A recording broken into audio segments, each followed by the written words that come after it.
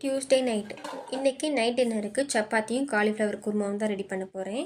இந்த காலிஃப்ளவர் குருமா இட்லி, தோசை, சப்பாத்தி எல்லாத்துக்குமே சூப்பராக இருக்கும். அதே நேரம் ஈஸியாகவும் செஞ்சிடலாம்.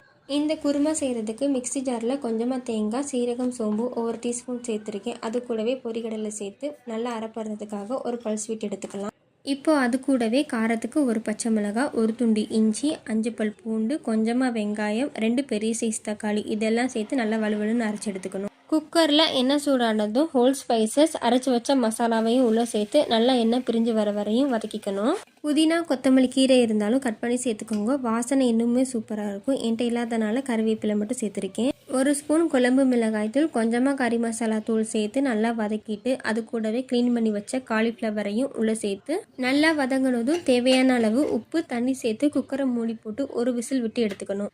அவ்வளோதான், சிம்பிளான காலிஃப்ளவர் குருமா ரெடி. அது கூடவே சப்பாத்தி ரெடி பண்ணி சாப்பிட்டாச்சு.